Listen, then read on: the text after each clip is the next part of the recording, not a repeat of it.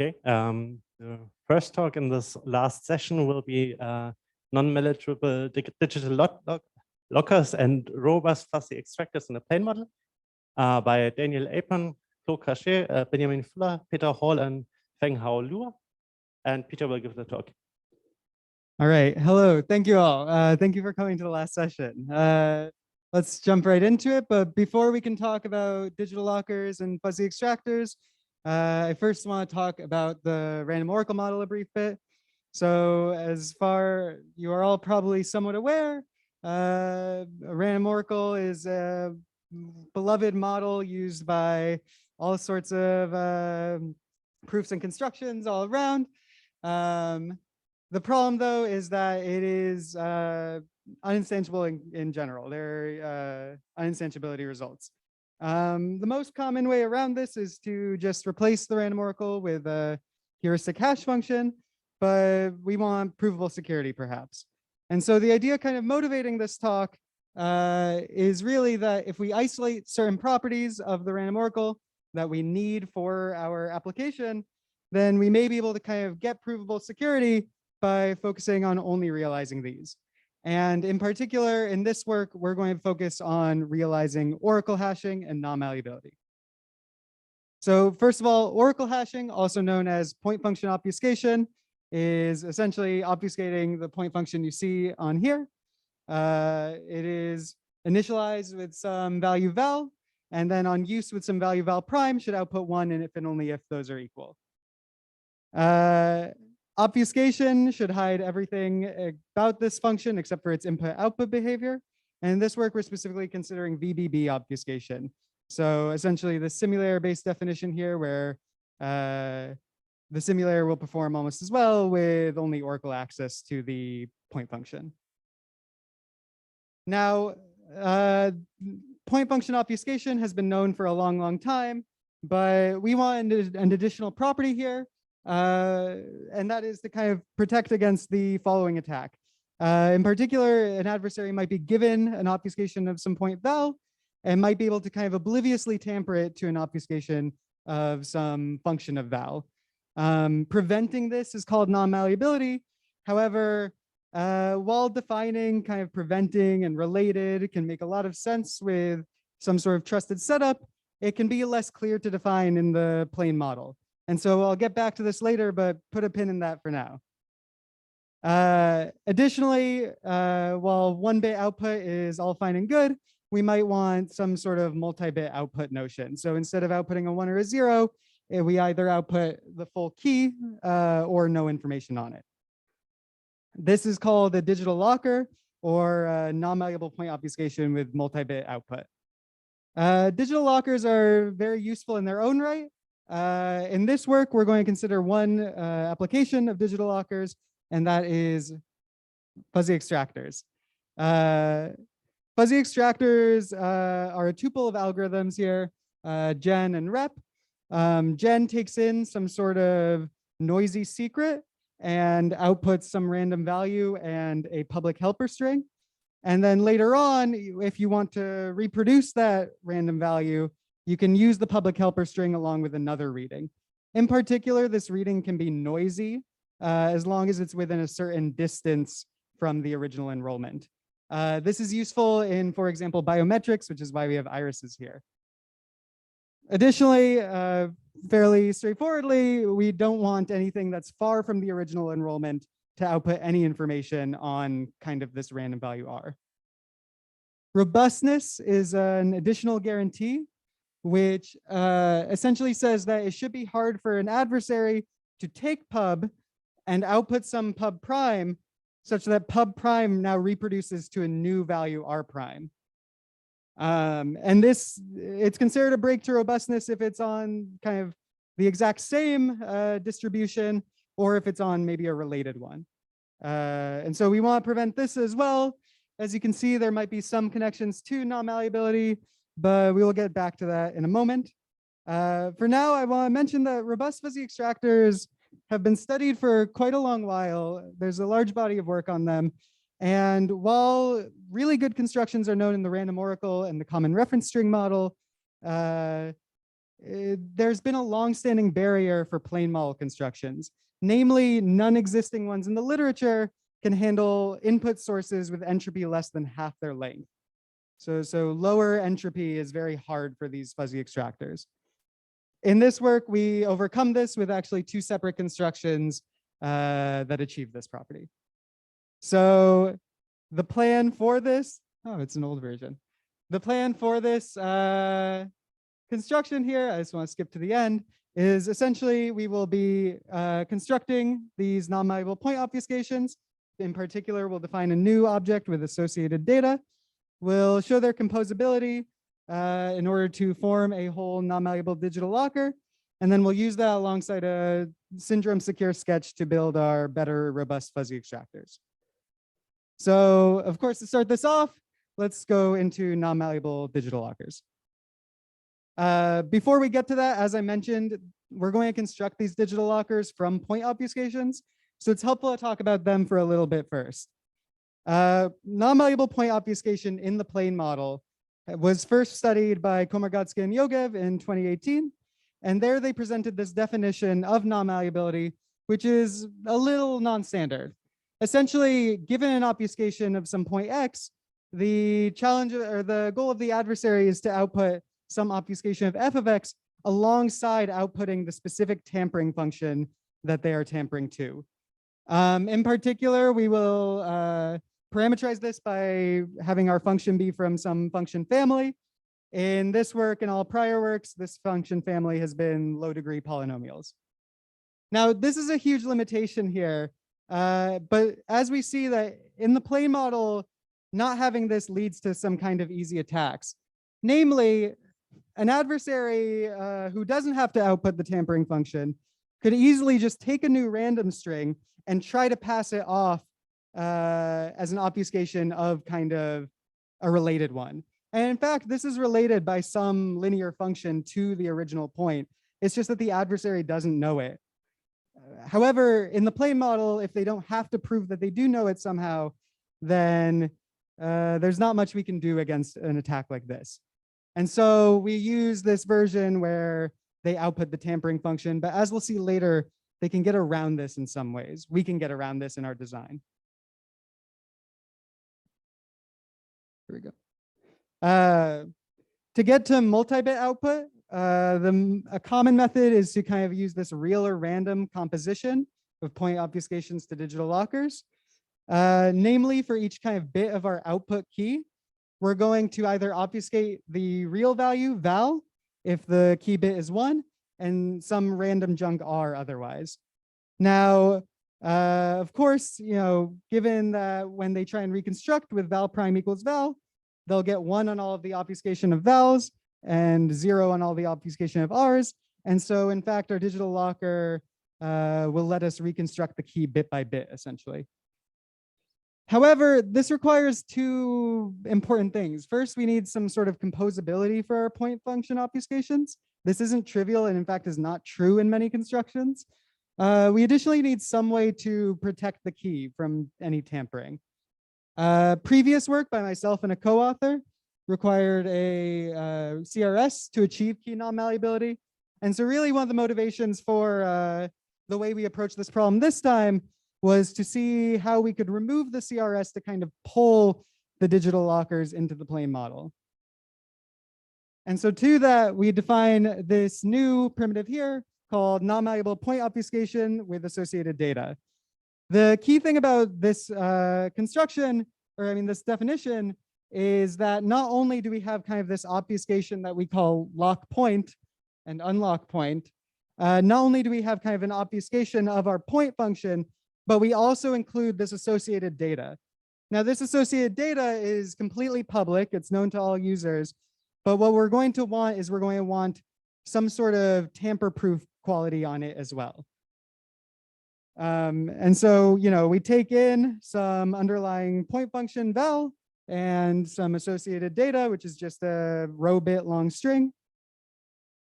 Completeness says that we want it to function the same as kind of this ideal functionality on most inputs. Virtual black box security is, as we stated before, I won't get into it in this talk much. And non-malleability is what I want to focus most of my time on for this definition. So non-malleability here, we note that we have two kind of attacks here. First, the adversary could output some obfuscation of f of x, for f being some function in our tampering family. But also the adversary can win if they tamper the associated data to some other associated data AD prime. And so in this definition, we really have to consider that the adversary succeeds if they can tamper either x to some f of x, or they can tamper the associated data to some new associated data. And we also have to consider, if they could do both. So I want to get into our construction for this now, but before that, I want to make a quick mention on the assumption, old version, on the assumption that we are going to use. So Barter Secondary and Zandri in 2019 studied kind of these fixed generator assumptions in the generic group model, and they introduced these two assumptions here, the second one implied by the first. I'm going to focus on the first, which has an unfortunate little typo there. In particular, we are given kind of this ensemble of ki g to the ki x plus x to the I, where ki are all just some random values, and x is some kind of well-spread, some point taken from a well-spread distribution. So essentially, we have these kind of like increasing powers of x that are all kind of blinded by these random terms. In particular, they will also get, given these ki. And what the assumption says is that it's hard for an adversary to receive g to the x from that. Again, there should be a little x up there, but essentially it's hard for them to kind of extract just like the linear term in isolation. So given this, I will now kind of present our construction. There we go. It's not updating on there. I think there's a slight issue. Oh, there we go. Okay. So our construction requires us to first sample some random values, C1 through C5. Then we are going to form these polynomials. You don't have to care too much about them. They are color coded. The blue values here are all for our VBB security. The magenta terms are actually all for correctness. In particular, our second through fifth polynomial are only used to prove correctness. They don't benefit us for non-malleability or virtual black box. And the orange term up here is for our associated data non-malleability. And finally, the olive term over here is for our underlying kind of val non-malleability. So we have all these different powers here. We're going to essentially put them all in the exponent of this fixed generator G. And that's going to be our construction, giving the C1 through C5 in addition. It should hopefully be somewhat clear how to construct this from these ki g to the ki x plus x to the I, but we won't get into it in this. What we will do, what we will focus on instead is our non-malleability proof here. So as a reminder, our non-malleability requirement is that we want to be non-malleable against adversaries that either output f in some function family, or they maul the associated data and let the function f be the identity. So the way that we approach this is we have two kind of lemmas here. The first one being this obfuscation parameterized by a polynomial, where we show that it is hard to maul obfuscation sub p of x to any obfuscation p prime of f of x. Essentially, even if you can change this polynomial arbitrarily, it should be hard to tamper x to f of x. Then we will restrict the polynomial to be binary vectors, thereby making it this kind of associated data. And we will assume that x is not tampered with, and we will show that it's hard to tamper from obfuscation sub AD of x to obfuscation of AD prime for any AD prime not equal to AD. Lemma 4.3, the first one with the polynomials, is fairly similar to our previous work.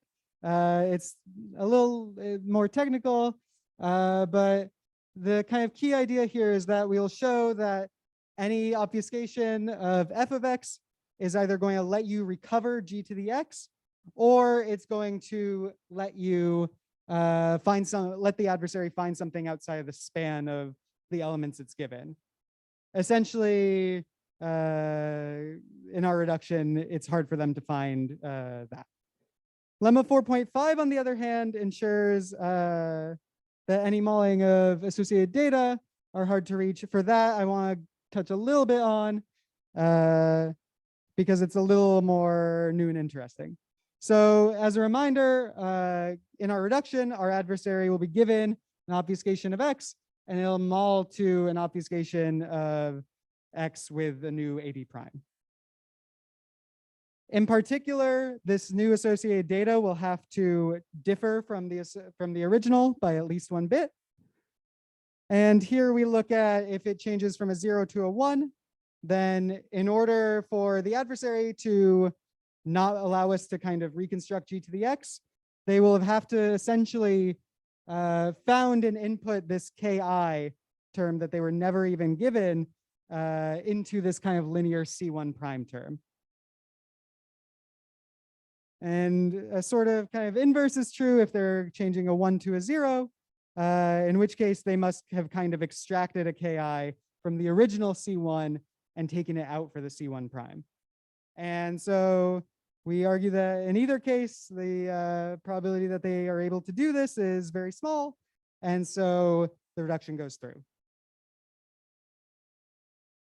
So for constructing non-malleable digital lockers, what we will do is we will encode a CRS into the associated data. We will be pretty sure that it's tamper-proof, and we will append an appropriate non-interactive zero-knowledge argument to achieve kind of non-malleability over our output. I'm not going to get into this in this talk, but there are a few kind of subtleties with this argument. And so I welcome any questions about this part. It's very interesting. But for now, I want to get into kind of an application of this non-malleable digital locker, and that is these better robust fuzzy extractors. So as a reminder, a fuzzy extractor should essentially take an enrollment W, and anything that's within a small Hamming ball of W should reproduce to this random stable key. Anything outside of this Hamming ball should give you no information about it. In particular, it's a tuple of algorithms that obey these properties right here. To focus on the third one, this is our kind of robustness guarantee, which is that no adversary with high probability can mull pub to reproduce to a new key prime.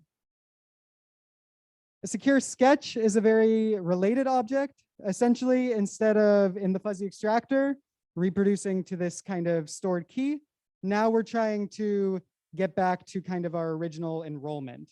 So essentially, these same kind of factors hold, especially for a robust secure sketch, but now W double prime should equal W if and only if this W prime is close to the original W. And the reason I bring this up is because this is actually how we can use a digital locker to construct a fuzzy extractor. Essentially, you store in the digital locker your original enrollment W and your target output key into your digital locker. And so then on use of the secure sketch, if your reading is close, then you should be able to get back W, send it through the digital locker, and get out the key. So there we go. So in particular here, in our non-malleability definition, we required the adversary who wants the tampering adversary to output the function that they're tampering to. And as I mentioned, then this is a pretty strong kind of assumption on the behavior of the adversary. However, with a correct kind of secure sketch, we can actually overcome this limitation. In particular, we look at syndrome decoding and syndrome secure sketches. The specific syntax of the syndrome is up there, but what the two things I really want to focus on is that there's this sort of commutation with the subtraction up here, such that syndrome of S prime minus syndrome of S is equal to the syndrome of S prime minus S. And in addition, there's this kind of unique inversion for small Hamming weight values.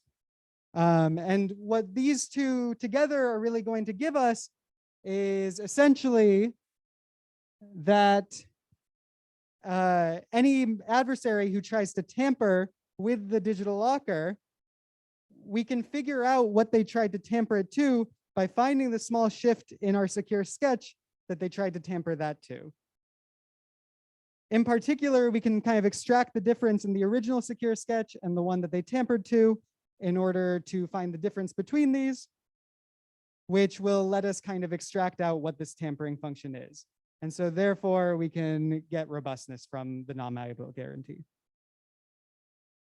Okay, so just as a quick refresher of our results, we defined a new primitive, this non-malleable point obfuscation with associated data. We constructed this and made the first non-malleable digital locker in the plane model. And then we used that to kind of pull robust fuzzy extractors with low input entropy also into the plane model. There's plenty of future directions that I think are interesting for it.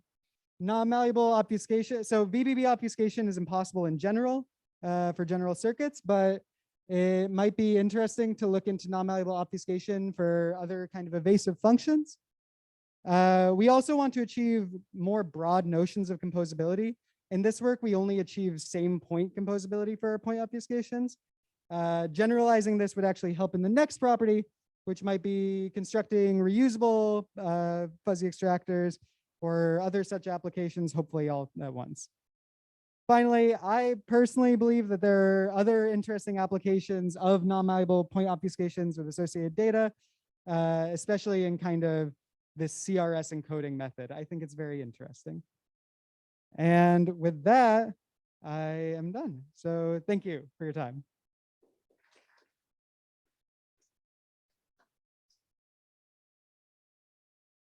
So any questions?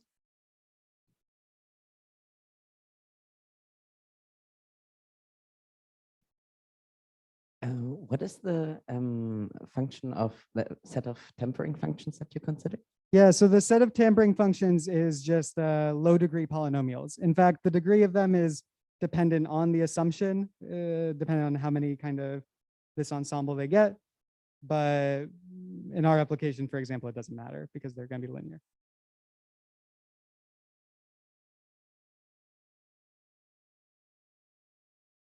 Any more questions? All right, let's thank the speaker again. And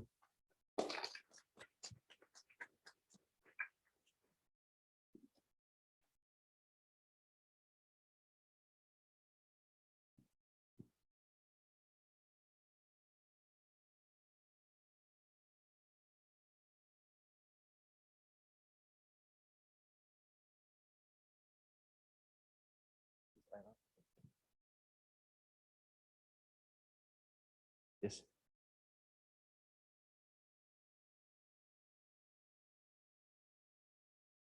So the second talk for today is continuous non-malleable codes against bounded depth tampering by Gianluca Brian, Sebastian Faust, Elena Michali, and Daniele Venturi. And Elena.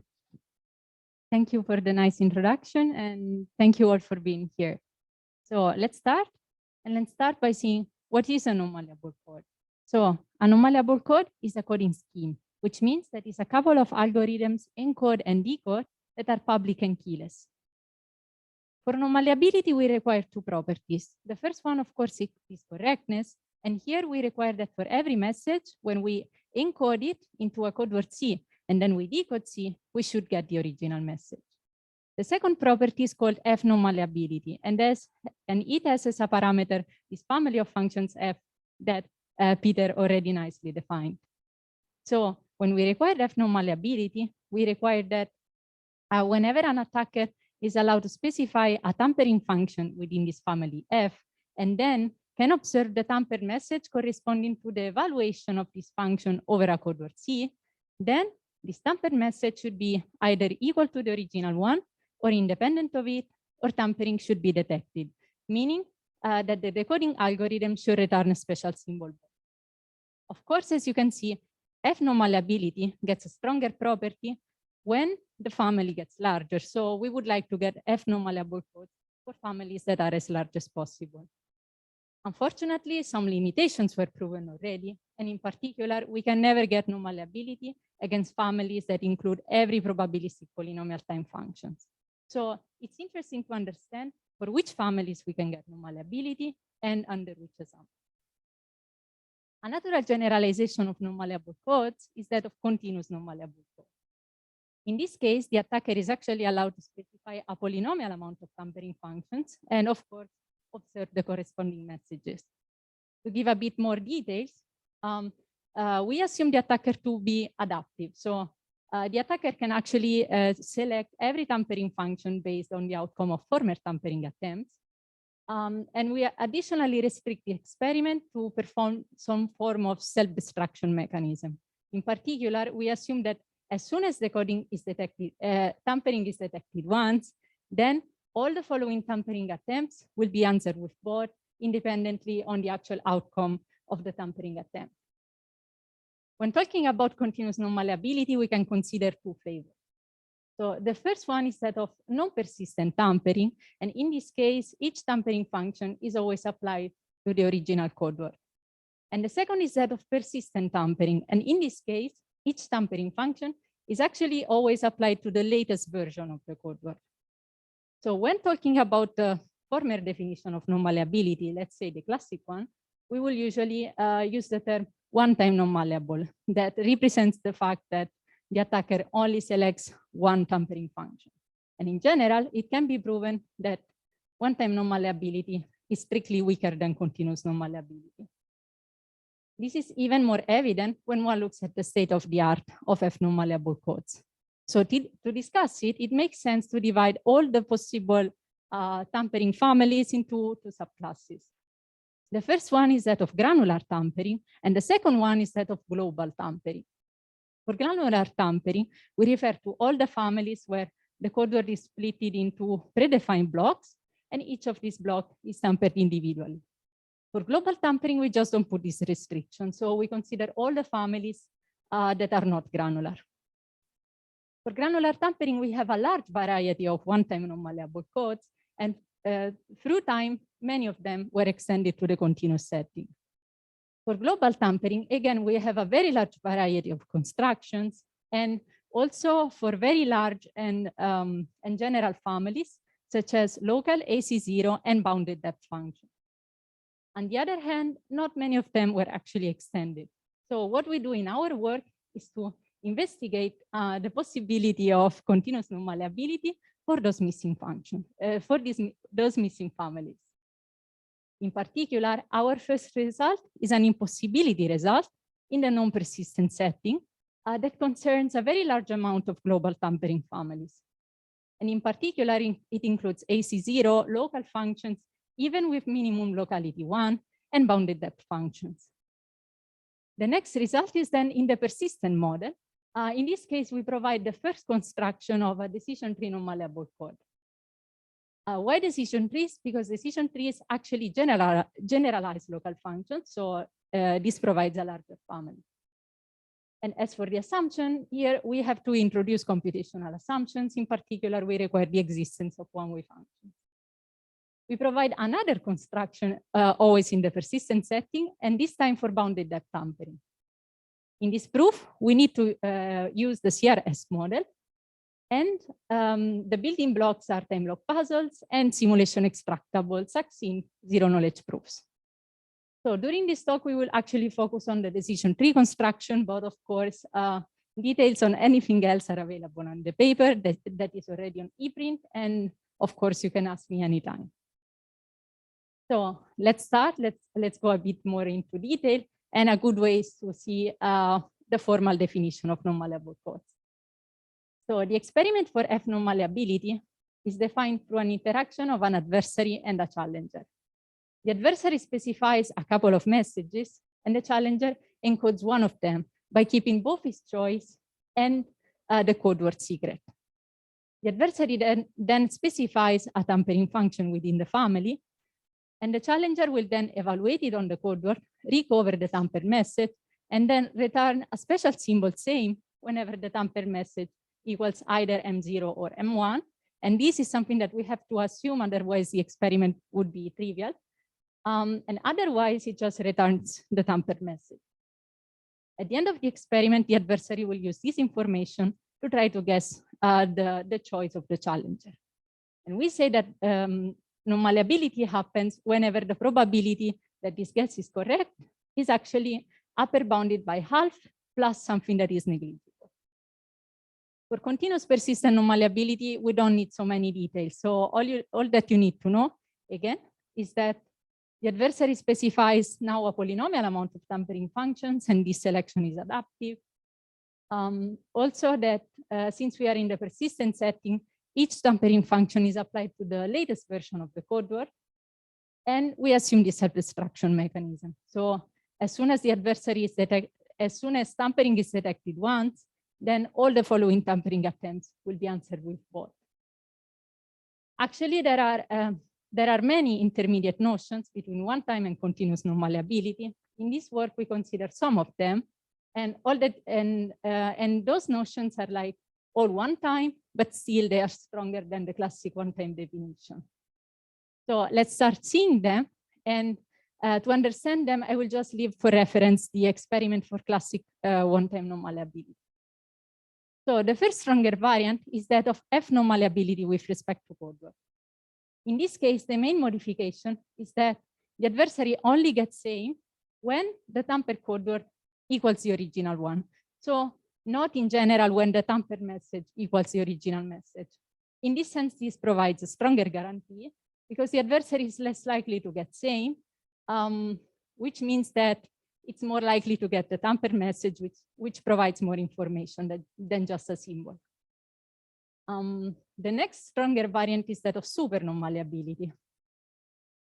In this case, the main modification is that whenever tampering does not yield same or both, the adversary actually gets the whole tampered code word and not only the tampered message.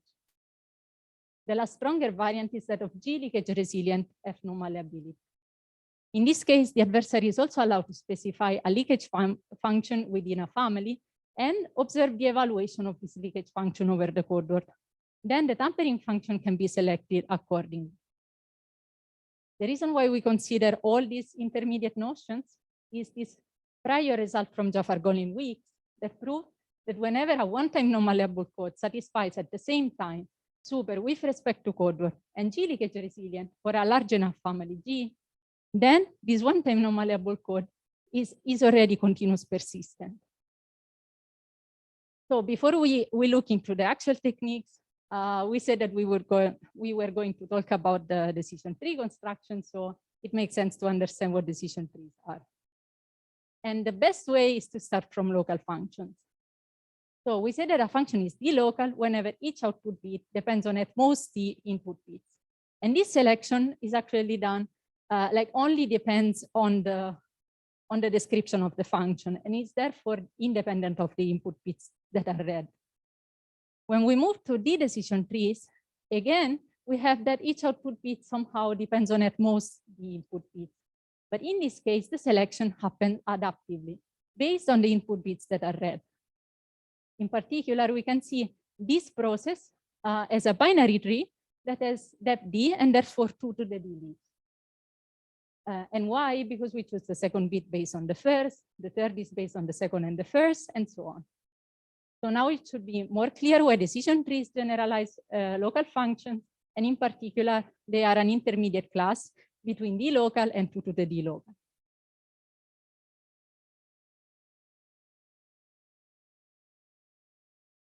Okay, sorry. Yeah, so, okay, yes, our construction is, the starting point of our construction is a prior one-time non-malleable code, always against decision trees by Bolgu and Weeks. So let's start by seeing the main building blocks. The first is a 2-split state non-malleable code. That is a non-malleable code with resilience against functions that divide the code word into 2 predefined blocks and tamper with each of these blocks individually. The second building block is a TRAM secret sharing scheme, which is a coding scheme and therefore satisfies the usual definition of correctness, but additionally satisfies the property of T secrecy from partial views, which states something that we would expect from a scheme that has secret sharing in its name. In particular, it states that whenever an attacker is allowed to observe at most T bits of a code word, then those bits will actually look undistinguishable from random. The last building block is a function that takes a string of k bits and expands it into a binary string of length n that is longer. So in particular, this function takes as input this binary string of length k that we call C, as well as an index set of indexes that vary from 1 to n, but are like only k. And then constructs the binary string that, that has C in the positions indexed by I and zeros everywhere else. Now that we have all the ingredients, let's present the one-time non-malleable code of Ball, Gu, and Weeks. The encoding algorithm takes as input a message and encodes it via the split state encoding algorithm. Then each state of the code word is expanded using uniformly random index sets. And then the final code word is achieved by appending RAM secret sharing encodings of these index sets. As for decoding, then one only needs to start by decoding the RAM secret sharings to recover the index sets, then read the positions indexed by I1 and I2 in the expanded code word to recover the split state code word. And when one has the split state code word, it can just recover the message by using the split state decoding algorithm. As for the assumptions, for the RAM secret sharing scheme, they assume that the secrecy parameter T is large enough.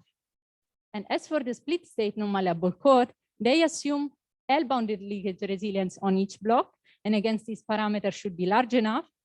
And also they assume information theoretic security. For the purpose of this talk, you shouldn't know more about it. And what they get is that this is actually a one-time non-malleable code against decision trees, and that the information theoretic security of the split state non-malleable code is actually preserved. So in our paper, we prove that this is only one time. So what we do is to actually extend it to continuous persistent non-malleability. And we do it following the framework of Jafar, Gold, and Weeks. Therefore, we prove with respect to code word, super, and G leakage resilience. So let's start.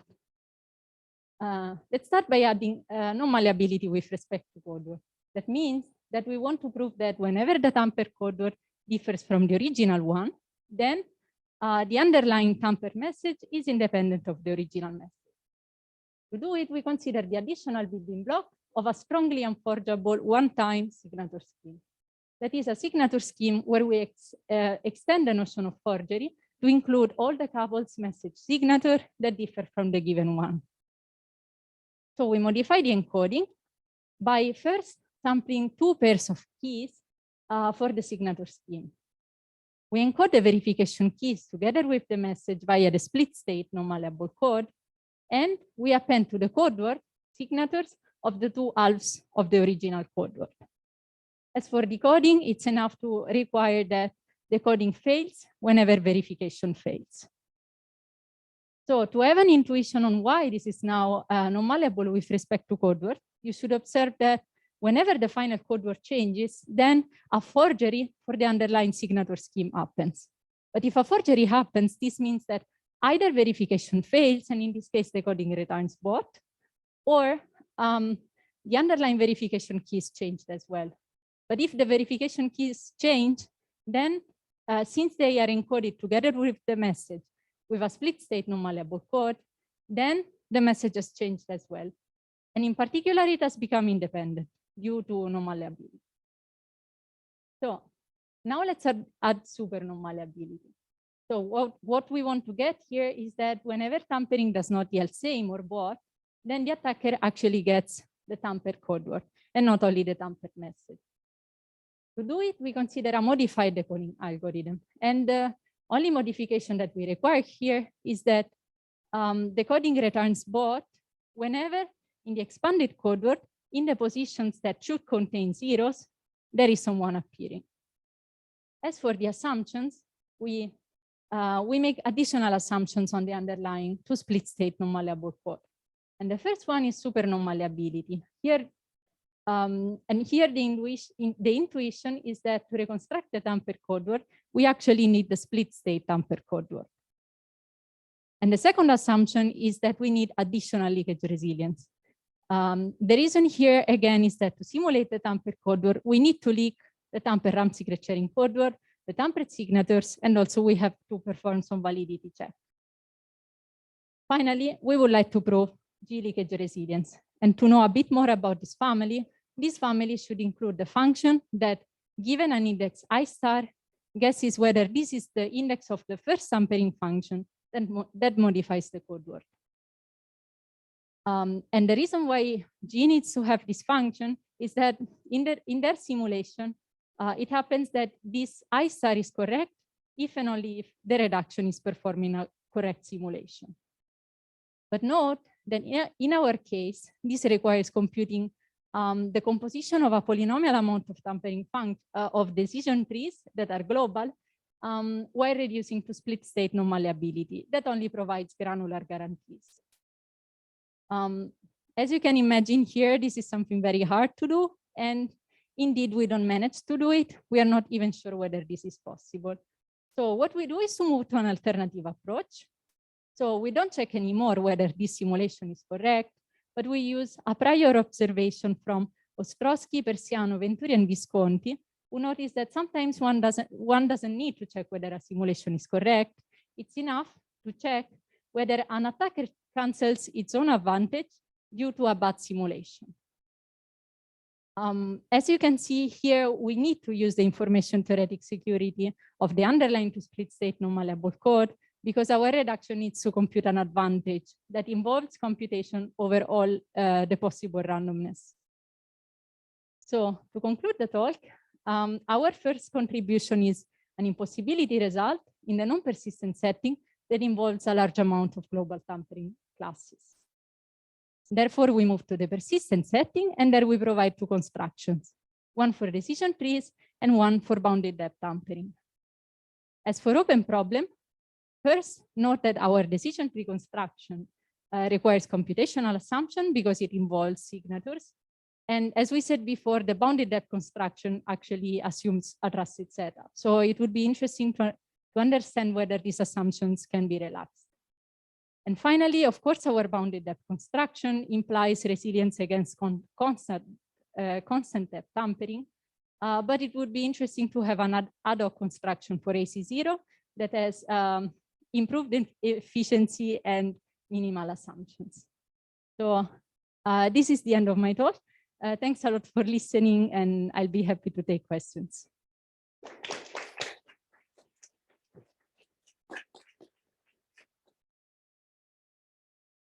So, questions?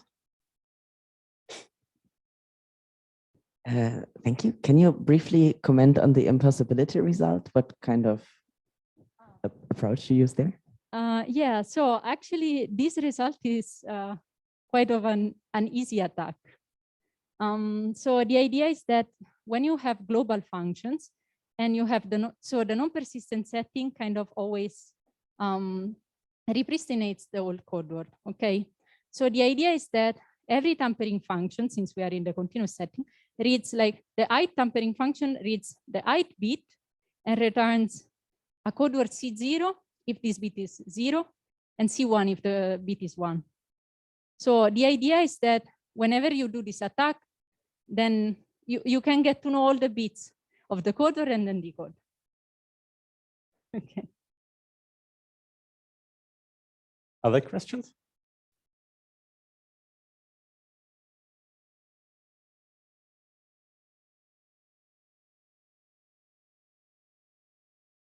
Okay, I think that's it then. Let's thank Elena again and switch to the last talk.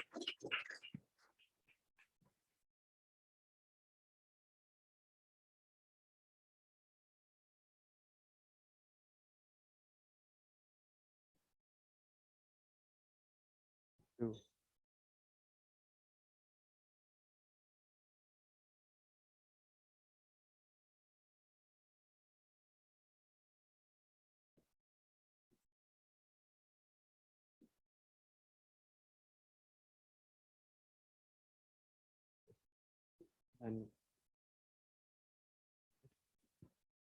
so the last talk for this conference is Failing Gracefully, Decrypting Failures in the Fujisaki-Okamoto Transform by Katrin Hövelmann, Andreas Hülsing, and Christian Mayens. And Katrin. Hi, everyone. Can you hear me fine? Okay, perfect. Yeah, thanks for the introduction and for sticking around for the last talk of this conference. This work was motivated by taking another look at how encapsulation mechanisms were constructed and proven secure during the NIST standardization process. And what all of the constructions have in common is that they start from a computational problem, base a passively secure PKE scheme on that problem, and that then apply a sequence of modifications to achieve an actively secure encapsulation mechanism.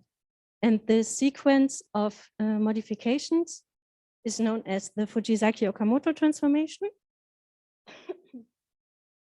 Originally, the analysis was performed under the assumption that public key encryption schemes always decrypt correctly, which limited the applicability to lattice-based and code-based schemes.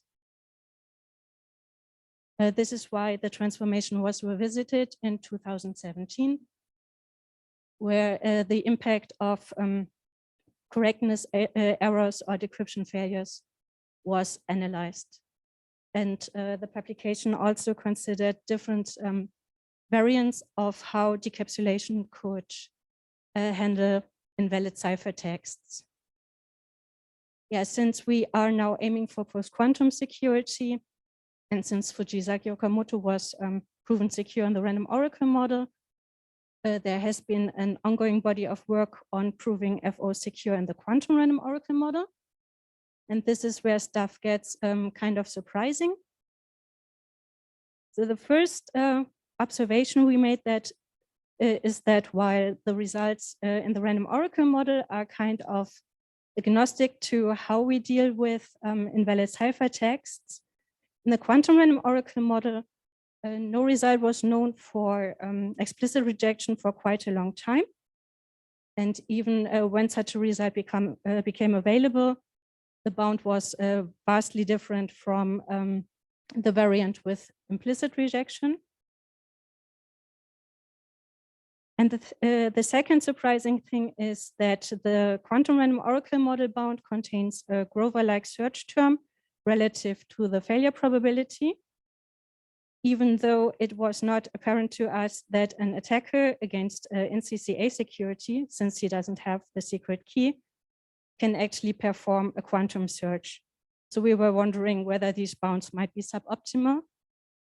And a more critical thing that holds regardless of whether attackers are classical or quantum is that it was brought to our attention that the concrete estimations for this failure probability are somewhat mismatching with what is required during security proofs.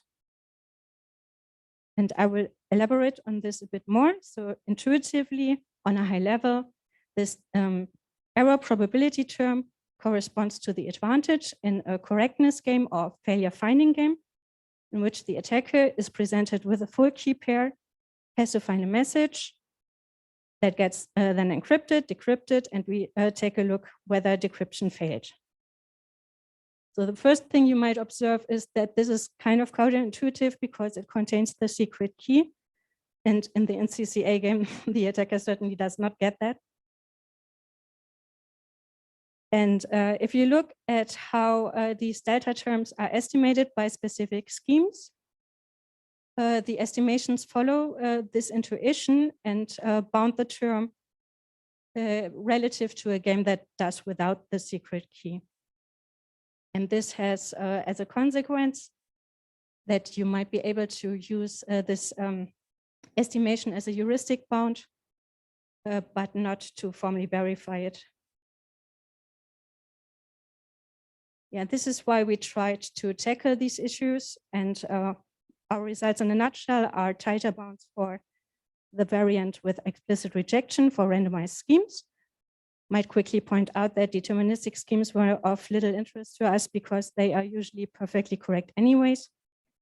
These results align the QRAM results for the two rejection types, which is kind of nice from a conceptual point of view. And the bounds we achieved work without the secret key, meaning that they are compatible with estimator scripts. In a bit more detail, the NCCA bound we obtained for the FO transformed CAM boil down into a sum of 3 terms.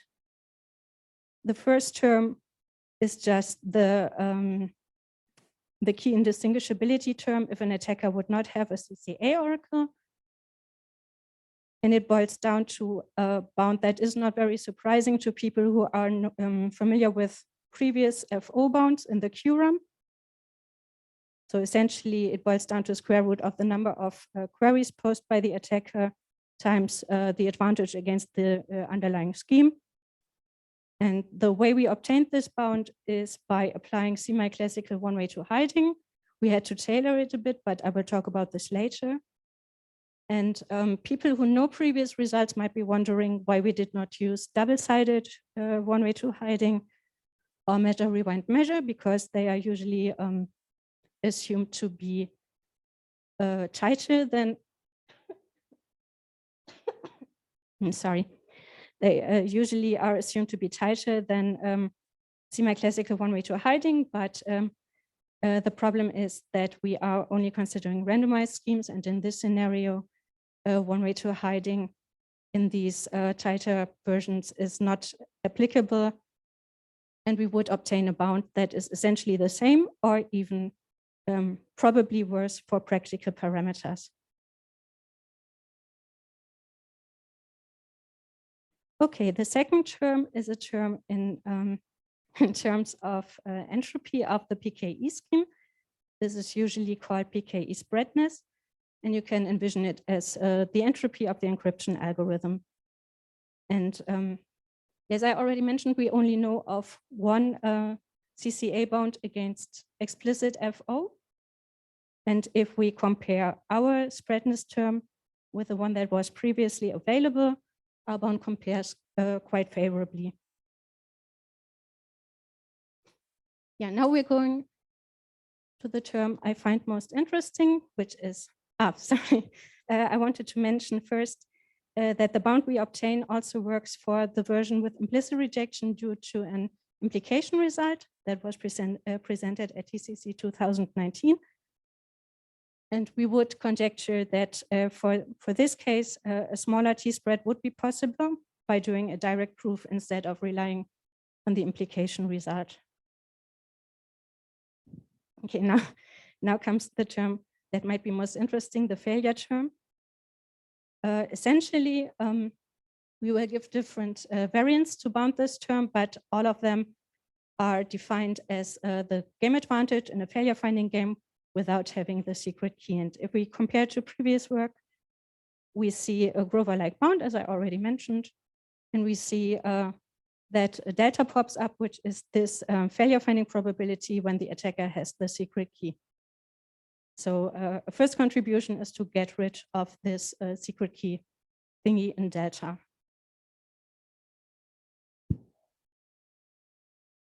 Yeah, the first way to bound it is the most natural way when it comes to plugging in the bound into our security proof.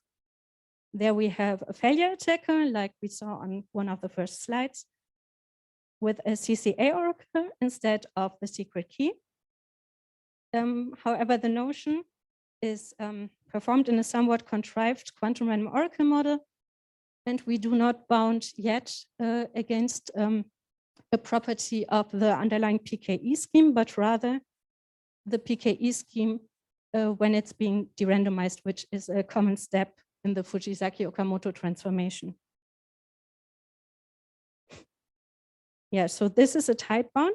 However, it's not very handy for people who are actually designing schemes and might want to bound something in a more simple way.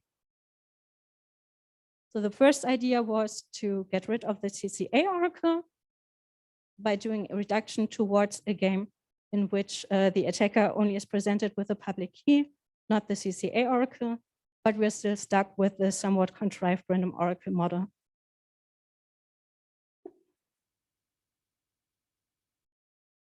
This is why we decided to break down this term in a generic way to make it more accessible to scheme designers.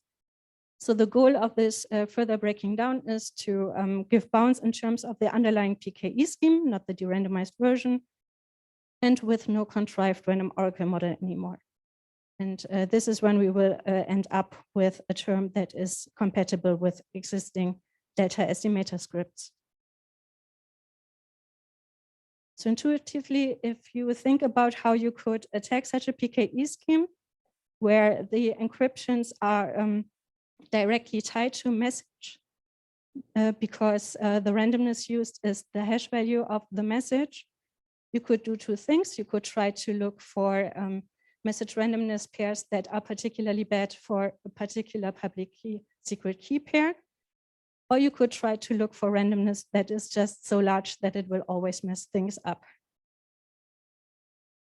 The first case corresponds to finding non-generic or key-dependent failures for PKEs, which we encapsulate in this game, where the task of the attacker is to take key pairs apart with a single does this fail query. So we have two key pairs. The attacker only gets one public key and has to craft a message and a randomness that will fail to decrypt for this key pair, but not the other.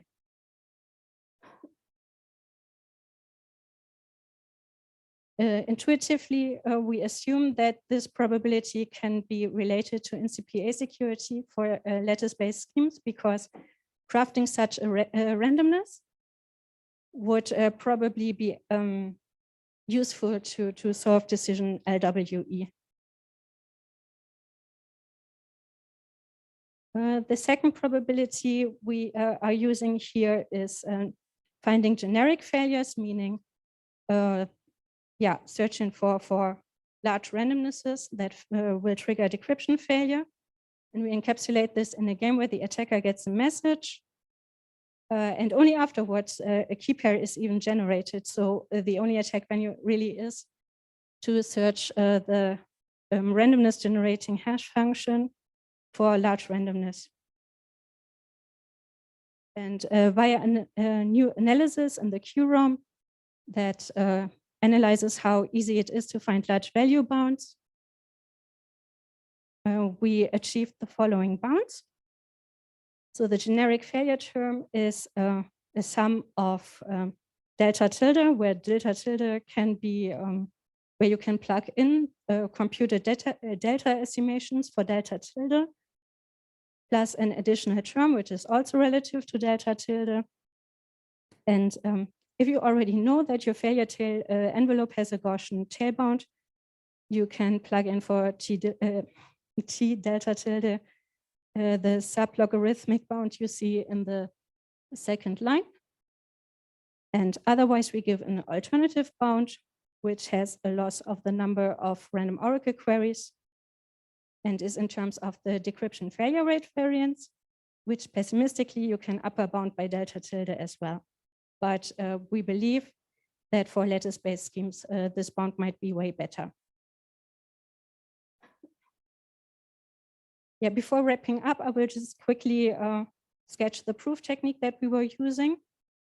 So the idea for FO proofs usually goes as follows. We have this randomness generating hash function that will tie messages to ciphertexts implicitly.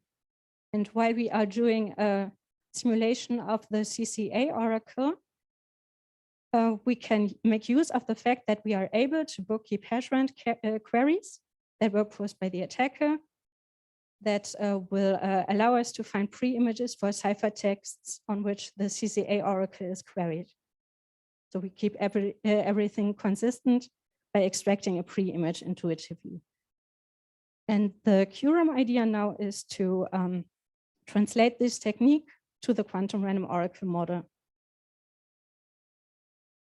yeah, the first technique we are using is simulating the quantum random oracle model by a compressed oracle in the style of Zendry. But we extend this technique by the technique that was given in DFMS 2020, in which extractable quantum random oracle models were introduced. And why is it called extractable quantum random oracle?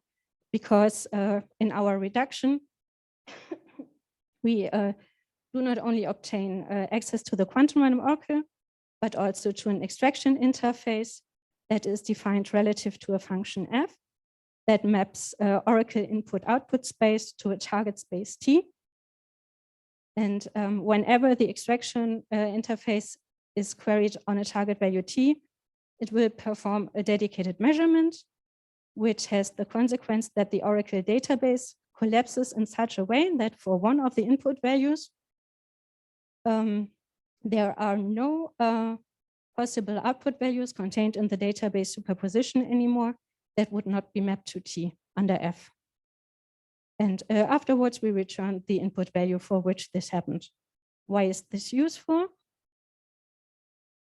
In our FO proof, we can identify F with the encryption function. And this has as a consequence that the extraction interface, when queried on a ciphertext C, will always return a preimage M. And this is pretty compatible with what we did in the random oracle model before, where we only did bookkeeping and used this to look up the messages. What we need during the proof is that this extraction interface commutes nicely with the random oracle operations. And luckily, those two functions commute nicely if F is sufficiently surprising, which in our case translates to the spreadness of the PKE scheme. Our contribution in this area is that we proved one way to hiding in the extractable QROM. One way to hiding is the common technique to argue key indistinguishability. Yeah, wrapping up, we achieved a tighter bound for Fujisaki Okamoto with explicit rejection and gave an alternative bound for implicit rejection. We analyzed the impact of decryption failures on security in a way that is more fine-grained and hopefully more accessible to scheme designers. And that does without heuristic bounds. And on the way, we also proved some QROM tools that might be of independent interest. Yeah, thanks for the attention, and I'm happy to take any questions.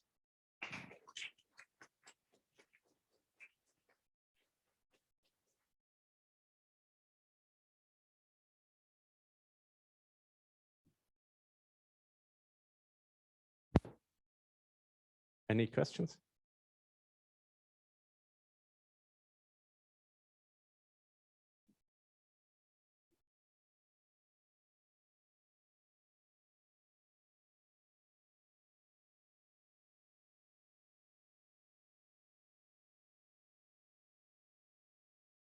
Well, if there aren't any, then let's thank Katrin again. And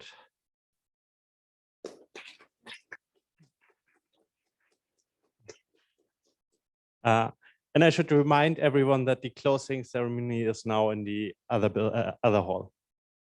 So.